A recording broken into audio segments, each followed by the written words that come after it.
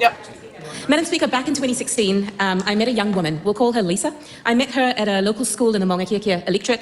Lisa had spent some time in Australia, had come back to New Zealand with her young family so that her children could grow up here. She told me she had moved temporarily in with her parents while they looked to buy their own home. When I met her, she'd been staying with her parents for 3 years. There was about 15 of them in a 3-bedroom home. She was a teacher aide, and it was her last week at school because her pay no longer afforded her the money that she needed to buy a home. Madam Speaker, I'm proud that soon after that Labour got into government, we increased the pay for teacher aides. We knew at the time in 2017 that the previous national government had left us with 1,500 fewer public homes than when they took office. In government, we delivered over 13,000 public homes, Madam Speaker, the most of any government since the 1950s. Close to 10,000 of those were new builds, and that's important because we introduced a target of 15% of new builds by Kāinga Ora that would be accessible homes. We then in 23 raised that target to 25%. We also delivered over 4,000 transitional homes. But sadly, Madam Speaker, we're going backwards. The Homelessness Insights report released yesterday gives us the evidence that backs up what so many of us have seen on the ground and have heard from social service providers that we have visited, that we're back in a housing crisis. Auckland City has seen a rise of 90% of people sleeping on the streets in just 8 months. Auckland Council's latest quarterly update shows that at the end of May 25, the 6 providers with outreach capacity have been working with 809 unsheltered clients who are sleeping in cars, streets and local parks, up from 653 in Jan and 426 in September last year. That's a 53% increase in a 4-month period, Madam Speaker. Now, as of December last year, 396 people, close to 400 people, were on the housing register just in the Maungakiekie Tamaki local board. But what are we seeing? We're seeing this government scrapping housing bills, Kāinga Ora bills, in this electorate or in this local board area. In responses to my written parliamentary questions, Madam Speaker, Minister Bishop confirmed that 11 housing projects have been scrapped in this local board area. That's hundreds of houses. I'm trying to work out exactly how many houses have been scrapped, but so far, here's what I found.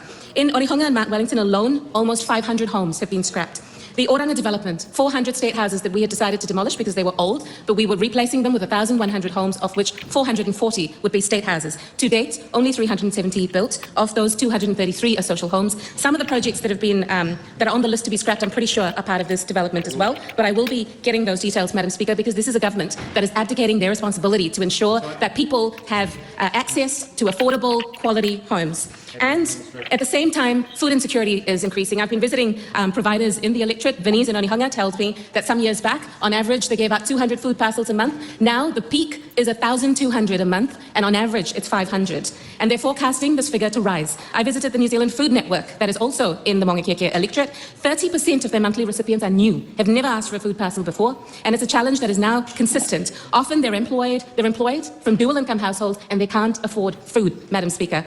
93% of them cited the rising cost of living as the main reason for this, followed by low household or individual income due to low-paying jobs and unemployment. Madam Speaker, we can point to all of these metrics increasing as a direct result of the choices made by this government. And the fact that people lack housing affects all of us. First and foremost, those who are sleeping in cars in tents in our local parks. But ultimately, is this the kind of society we want?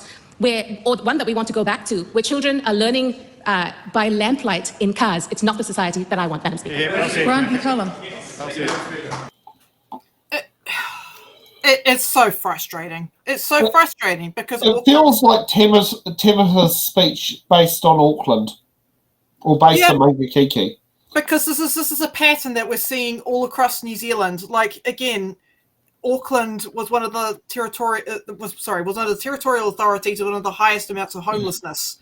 Homelessness has increased in Auckland, and then you've got Simeon Brown out here saying, ratepayers expect councils to focus on the basics, like picking up rubbish and fixing water infrastructure and filling in potholes. For one, the basics is dealing with homelessness. Yeah, where are the homes? Basic. That's not a nice to it's not a nice to have to sit down there and have services to help homeless people. I mean, do people expect the homeless to live in second-hand Corollas or something? I don't know. I don't know. God, would the second-hand Corollas even have warrants? Or Regos? God, I don't know. I don't know. But, hey, this is why your rates are going up, folks, because the council has to take this on now, because you got central government saying, nah, we're going to cut Kāinga Ora. Nah, we're going to sell off all these homes. And then local government's going to be like, well, shit, we've got homeless people now. What are we going to do with all of them? Oh, crap. We need social housing. We better put the rates up. We also need to pay for the plumbing that goes to the houses. We better put the rates up because we don't want sewage in the water. Yeah, Yeah. We don't want to be fined by the regional council for that. Yes. So, okay, so for all the people that go cap the rates, okay, here's what you got to do, right? If you're one of those cap the rates people, you've got to say to central government, stop giving tax cuts to landlords and corporations. Because you can't have it both ways unless you want to drink the poop water. Yeah, exactly. I mean, also, like, the other thing is, like, with rates caps, what do you want your rates cap to be based on? The price increase of vegan butter or the actual price increase of steel, rebar, and concrete? Because I certainly can tell you right now, if you have it based on the price of vegan butter increase in the last 12 months, you wouldn't even be able to lift the rates up at the rate of inflation. Yeah. It's like, look, you're still being taxed by the central governments, right? Yeah. You've got all these people that are working bloody hard, and what are they getting in return? Yeah. They're not getting a social safety net. They're giving corporations and landlords and all these other rich folks in society all these lovely tax cuts, and you're not getting anything.